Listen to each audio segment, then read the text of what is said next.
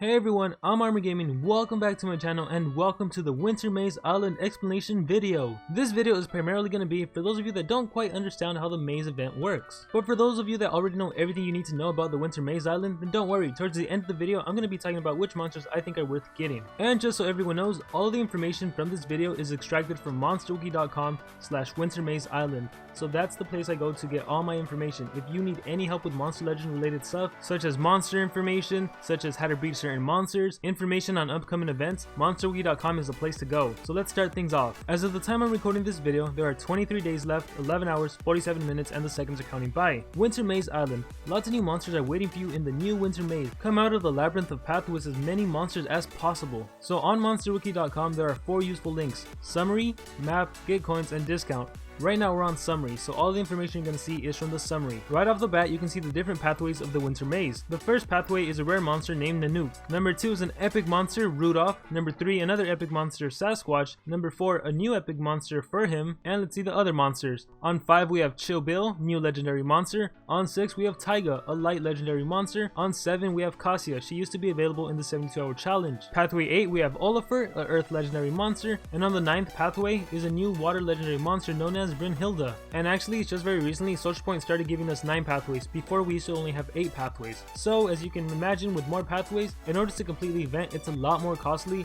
and honestly without spending any gems it's not possible to complete this entire event. In the past players could actually complete the whole event, complete all of round 1 without spending any gems, but because there's 9 pathways now it has become way too expensive, and if you want to get every single monster, I'm just gonna let you know right now, it is not possible without spending gems, or of course without spending money. Anyways, here we have the summary of the Winter Maze Island. Pathway number 1, Nanook. You need 0 keys to play it. These are all the rewards you get after completing the entire pathway. You would get 3 wheel spins, 2k gold, 1k food, and while you're making your way through that pathway you also unlock key number 3, which is the key to Sasquatch. And what do you know, in order to actually move Sasquatch you need 1 key, and that key is from Nanook. Anyways, to complete the entire Nanook pathway and get him, it costs 245 maze coins. So the summary table is just a really useful guide that tells you pretty much everything you need to know in one quick snapshot. So let's say for example during the Winter Maze your objective was to get Kassia. In order to get Kassia, who is in the 7th pathway, you need 3 different keys to play. So then you scroll up and you look where you get those 7 keys. You get 1 from pathway number 4, you get 1 from pathway number 5, you get 1 from pathway number 6.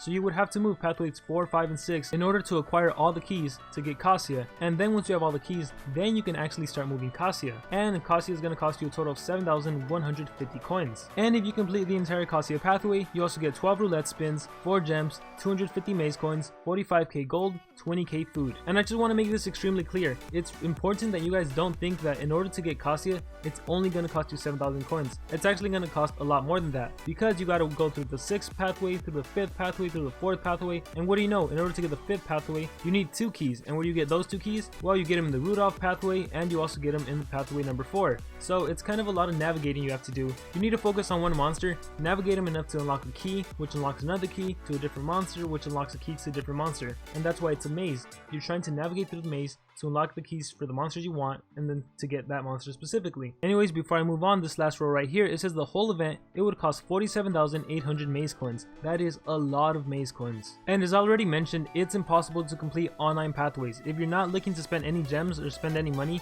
it's just not possible. I do imagine though that you can probably get pathways 1 through 8, which means you can get all these monsters without spending any gems. In order to do that though, you'd have to be a pretty dedicated player. You'd have to be logging in every 4 hours, and then you'd be able to do that. Now however, if you don't try so hard, if you know you're going to miss a few days, then I think it's still going to be possible to complete pathways 1 through 7, which is still really good. You're going to get 1 new rare monster, you're going to get yourself 3 epics, and you're going to get yourself 3 legendaries. And let me tell you, pathways 5 and 6, Chilbei and Taiga, they are pretty cool monsters. And also Kassia, a really awesome monster. So don't fret if you can't complete the entire maze. In my opinion, this is one of the best mazes, and for some reason Social Point gave us some of the best monsters really early on. So anyways, since we're still on the summary tab, if you notice, all of the names of the monsters are highlighted blue. So you can actually click on any of those names. I'm going to click on Sasquatch, and it's going to send you to the pathway of only Sasquatch.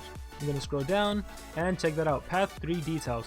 So this is actually every single thing you get in the Sasquatch pathway. The first column is nodes, second column is type, third column is the cost, and the last column is the rewards. So on the very first node of pathway number 3, you get a reward, and in order to go to the first node, it's going to cost you 40 maze coins, and you get 4,000 food. On the second node, you're going to get a spin, and that's going to cost you 45 maze coins for a total of 85, and right here, you're going to get a roulette spin. And anyways, you can scroll down and down and down, look at node number 7, it's a fight, it's going to cost 55 maze coins to get to that node, and you would have spent a total of 335 maze coins, and these are the 3 monsters you're going to be facing. On the following node, you get gems, and look right here, this is what's important. Node number 10, you get a key. You can receive key number 9 to unlock 1 out of 5 of path 9.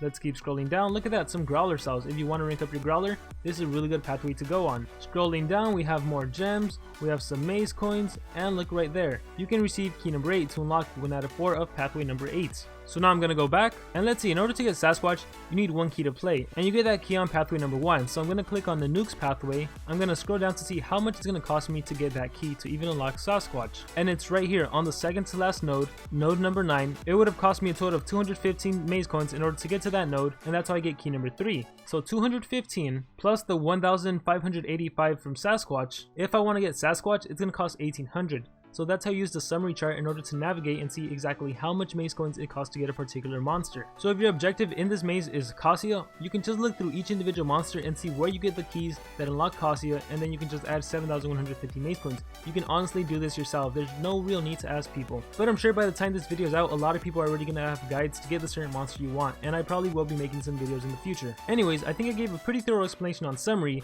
Next, let's click on map. So when you click on map, it takes you to this complete map view. And this is basically just exactly what the name implies, a complete view of the map without any fog. So you can see everything, you can see where all the monsters are, you can see what all the rewards are, where all the battles are, where all the keys are more importantly. So another way to see how to unlock a certain monster, let's take pathway number 1, right, in the nuke. And you can just count all the nodes, 1, 2, 3, 4, 5, 6, 7, 8, 9. On the 9th pathway you get this key, and this key is colored yellow, which by the looks of it is the key to Sasquatch, so that's another way to do it if you don't want to go through the summary tab. Feel free to do it whichever way you want. And the next link we're going to look on, which is really important, how to get maze coins.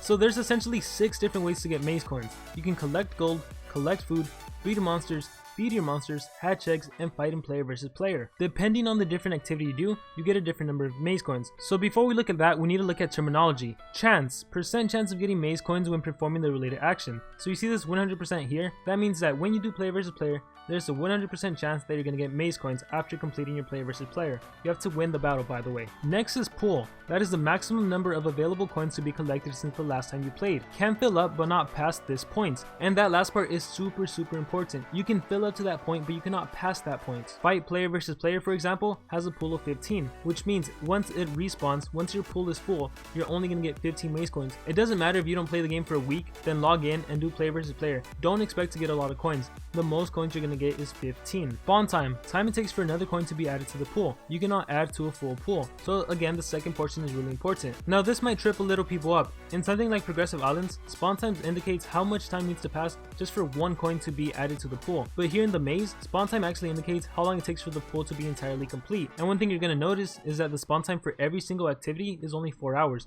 And that is really helpful. And the last piece of terminology is amount. Random amount of coins you gain per action. To be honest, this doesn't really matter. So for example, right here, collect gold. That means that every time you press collect gold, you're gonna get 1 to 5 coins, which from my personal experience, that has never happened. There's so many times when I press collect gold on one habitat and I get my 30 coins. Same with collect food. I click collect food on one farm and I get all my 50 coins. So with that being said, you don't need to worry about chance and you don't need to worry about amount. One thing I like about the maze islands is that there's only 2 things you need to understand. One is pool time and one is spawn time.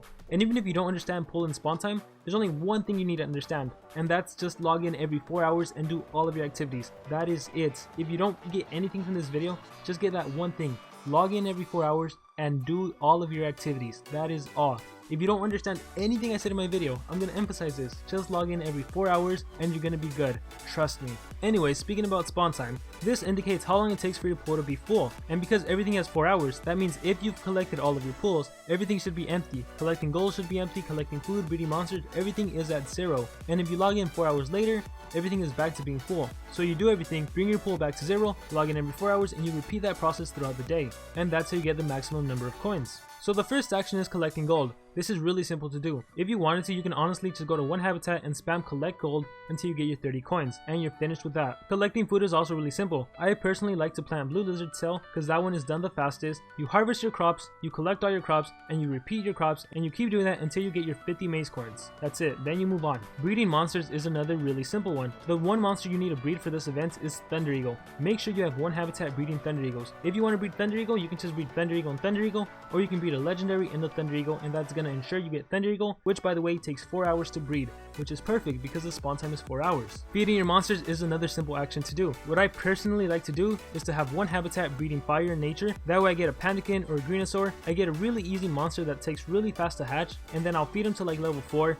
then I'll sell him, and I'll keep repeating that process, and that way I'm not spending so much food, but I'm also getting all of my maize coins. Hatching eggs is another really simple one that works with breeding monsters. If you breed Thunder Eagle, it takes 4 hours for him to be ready to hatch, so then you hatch that Thunder Eagle, and you basically did breed monsters and hatch Eagle in one go. Fight player versus player is pretty self-explanatory. Every 2 hours you get one more battle, so every 4 hours you should have 2 more battles. So make sure you do your player versus player battles and make sure you win them. And regardless of which activity you do, make sure you keep doing it until you empty out your pools entirely. And on a really quick note, from my experience, certain things like collect gold and collect food, specifically over the night, like after I go to sleep, wake up, and play the game, I've noticed that sometimes I get even more than the pool says. And actually, I'm going to scroll back down, this is actually my video that monsterwiki has put on their website. So thank you monsterwiki for that. I've actually showed proof where that's happened, so feel free to check out that video. It's tips and tricks how to get maize coins. It's basically the same stuff you just heard me say. But if you want to see it for yourself in video form, go ahead and watch that video. There's going to be a link to it at the end of this video actually. And there's also going to be a link in the description below. Anyways, the last useful link is discount,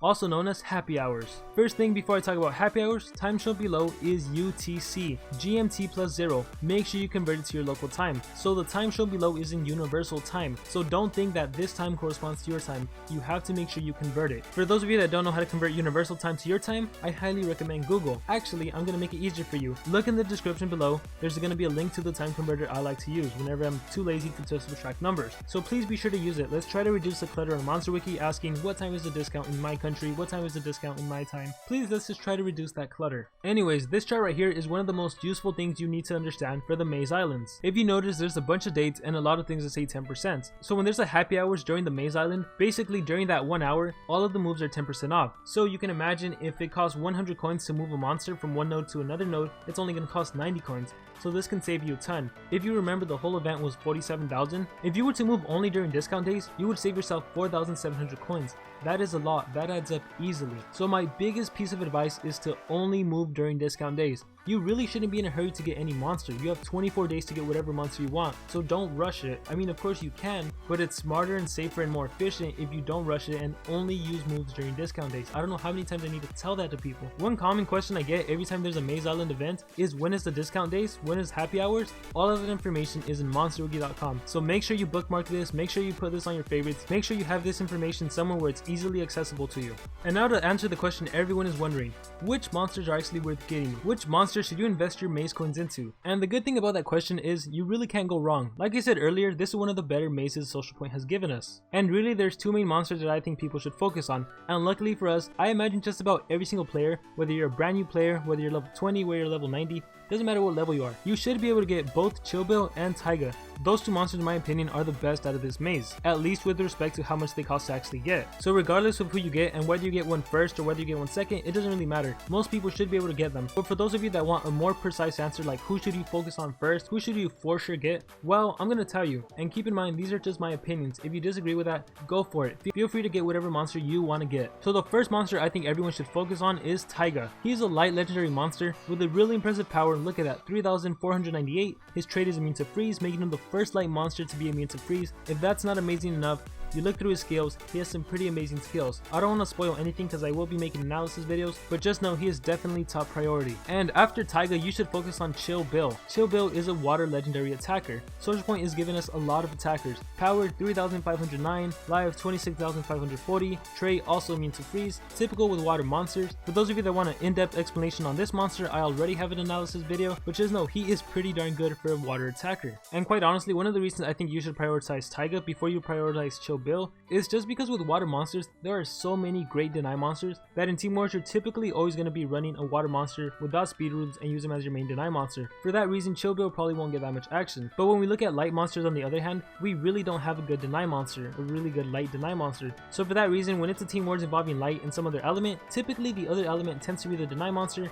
and for light we either put a really strong supportive monster or we put an attacker, and that's why I think you should prioritize Taiga. So anyways, it's Taiga first, Chill Bill second, and next I'm gonna say prioritize an epic for him. He's a really good epic. He's water and earth, so as you can probably imagine, he has stun skills, freeze skills, he has good stats, his trait is immune to stun, that is awesome, and not to mention he's also really cheap to get, so you shouldn't have any trouble getting this monster. You shouldn't have any trouble getting the first 3 monsters on my list. And the fourth monster I think you should prioritize is Nanook. Yeah, he's only a rare, but he's a pretty darn good rare. Yeah, his max level may be 75, power 1895, life 14139, speed 2040, his trait though immune to freeze. He is the very first rare monster to be immune to freeze. And hey, look at that, he's a rare monster with AoE freeze. He also has a 50% stamina drain skill, as well as an AoE blind. Nanook is a really good rare monster, and not to mention he only costs 245 mace coins. You can get that easily. You can get that in less than like 30 minutes, so make sure you get this monster. On my priority list he may be number 4, but please just do yourself a favor and make sure you get this monster. If anything, just get this monster. Number 5 on the list is Kassia, a pretty impressive light legendary monster. She can sacrifice herself to bring back a dead ally. If you combo her with Timerion and do space time, then she doesn't have to die, so that can be a pretty good combo. But yeah, compared to the other monsters, I don't think she's that high a priority. After Kassia, I would say get Olafur, and the very last monster you should focus on is the monster on pathway number 9, Brynhilda. To be quite honest, I actually like this monster. She can be a hybrid, she can be an attacker, she can be a deny monster. She kinda does offense better than she does denial. Her trait is immune to possession. In a magic war she would be amazing, even in a dark war. But considering how expensive it is to actually get this monster, I just don't think it's worth the effort. You're pretty much put in this position where it's get the first 6, 7, or 8 monsters, or only get the last monster. So even if you only get 6 monsters, when you compare that to getting 1 monster, I'd rather take my 6 monsters, especially when those 6 monsters include Taiga, Chill Bill, and Kassia, which are 3 good legendary monsters. So in my opinion, just completely forget about pathway number 9. Focus on Taiga, focus on Chill Bill, focus on Furim, Nanook, Kassia, and lastly Olafur if you can. Sasquatch and Rudolph, just get them at your discretion. I think I prefer Sasquatch over Rudolph. If you have to, sacrifice getting Rudolph and Sasquatch so you can get someone like Kassia or Olafur. Anyways, that is going to conclude this video. I hope this winter maze explanation video was helpful. For those of you that don't understand maze islands, hopefully you understand it now. If you have any other questions, feel free to leave them in the comments below, or feel free to message me personally on my Facebook. There's also a link to my Facebook in the descriptions below. I try to reply to all the messages. Just make sure you send me a friend request, then message me, and then it's a lot easier for me to reply. Also, if anything I said wasn't too clear, please don't be afraid of posting a comment below. Trust me when I say that there are so many helpful people in the comment section. They are such a nice group of people, so don't be afraid of asking for clarification on anything mentioned in this video. A lot of people know exactly how the Winter Maze Island works. And because I shared with you guys what monsters I think you should prioritize, I want you guys to do the same. Let me know what monsters you think are worth going for. Let me know what monsters you specifically are going to try to get in the maze. And also let me know what you think about this maze. Do you think it's one of the better ones like I do, or do you think it's not that great? With all that being said, I want to wish everyone the best of luck on this Winter Maze Island. I hope everyone can get who they want. Remember to wait for discount days. Remember to log in every 4 hours and complete all of your activities and empty out your pools. I hope everyone has a great amazing day or a great amazing night. Remember to dream big and pursue your passions.